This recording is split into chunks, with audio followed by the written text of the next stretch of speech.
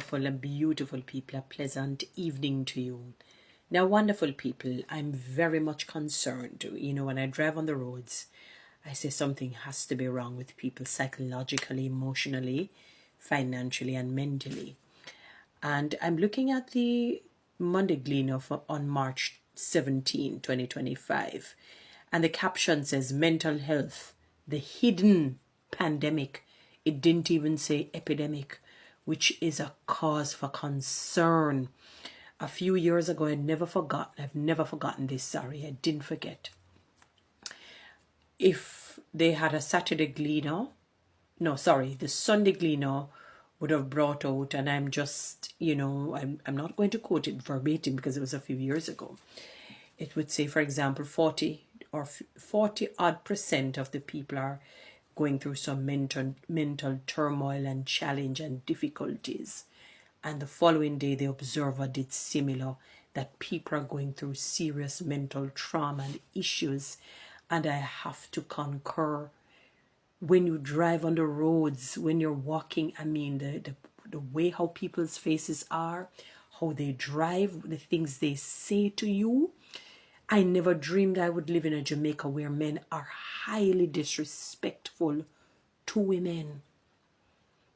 Normally men, you're physically stronger, we are verbally stronger. No, I can't tell. So it's like you want to have both the physical and the verbal strength. What do you leave the women with? What do you leave the women with? And I'm not saying that women ought to disrespect men. I would not sanction nor would I advocate anything like that.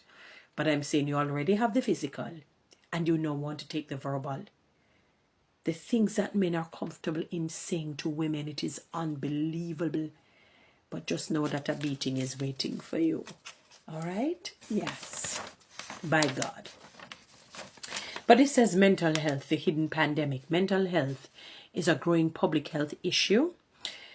In the Caribbean, in particular, mental health is influenced by a range of socioeconomic factors, cultural attitudes and the availability of mental health services. I remember saying to somebody that most people are afraid to go to counselors and psychologists and even psychiatrists because you don't want people to say, Lord God, see Patsy there? I'm mad because they see you going to a psychologist and they label you. Because people are quick to label people and hold on to a perception that may not even be true. And not understanding that you don't find somebody in the fullness of their mental health. Meaning, if you have a simple headache, it affects your mental state. And a lot of people may not be aware of that. If you're saddened by maybe the death of somebody, the loss of love, maybe debts, insurmountable debts, whatever it may be, it affects your mental health. It doesn't mean that you're insane, but you're not at 100% of your mental health. So even sickness, a simple headache or stomach ache can affect your mental health. But I'm not talking about insanity. That's a different case.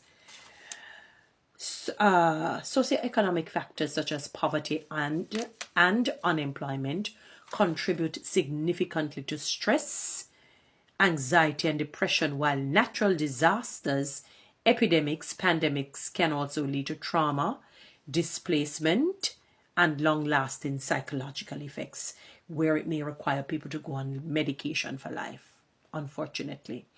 Dr. Lisa Indar, Executive Director of the Caribbean Public Health Agency, CARPA, speaking at the media launch for the Health Research Conference, stated, mental health touches each and every one of us, whether personally, through our loved ones, or within our communities. I gave some examples of what can, affect and shake the ground of your mental health.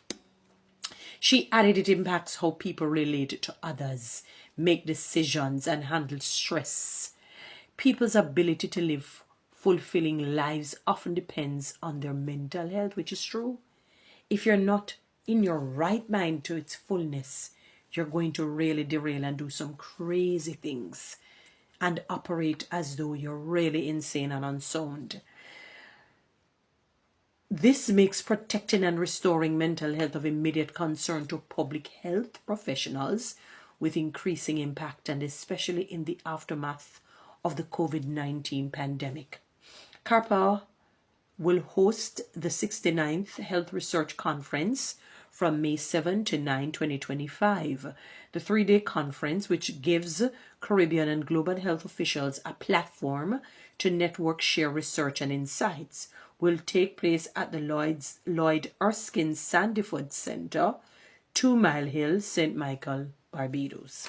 The conference is the Caribbean region's foremost gathering of health research professionals.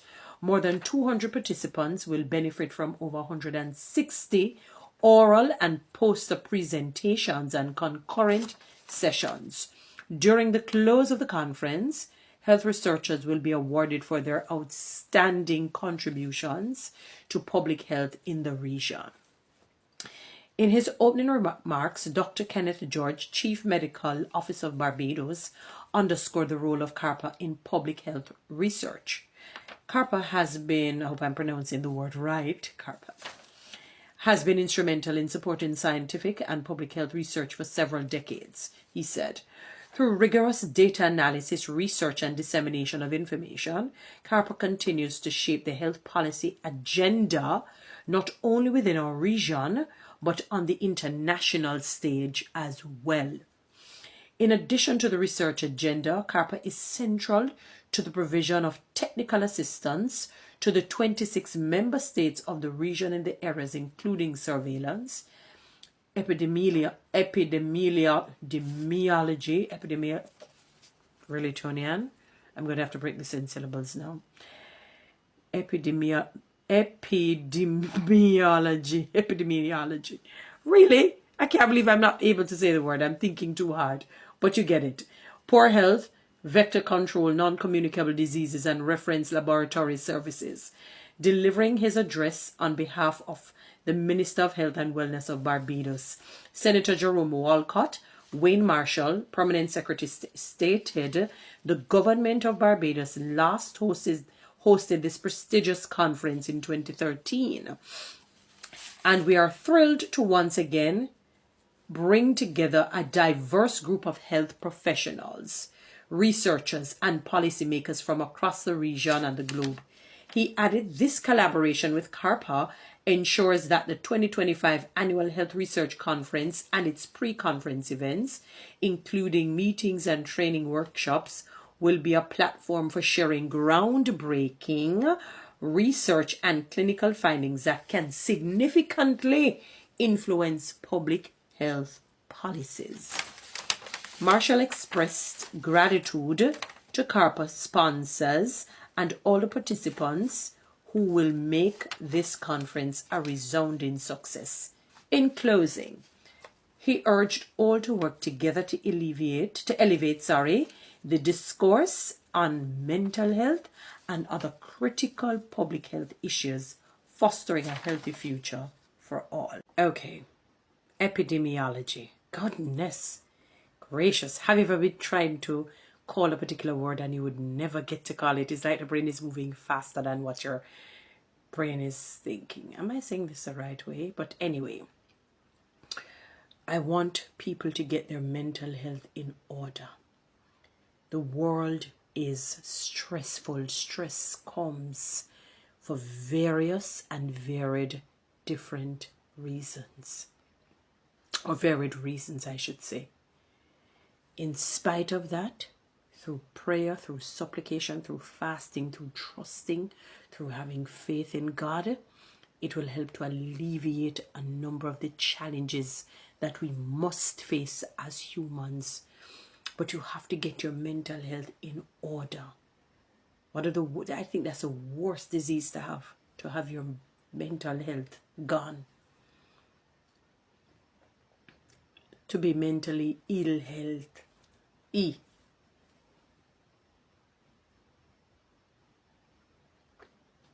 And our situation is serious. Now I can understand why the roads are the way they are. My God, people are mentally drained. It's gone, but it can be restored. But you have to be intentional in making it work. Guys, you know what to do. Read TikTok and YouTube. Subscribe, and we need a lion now. Time now.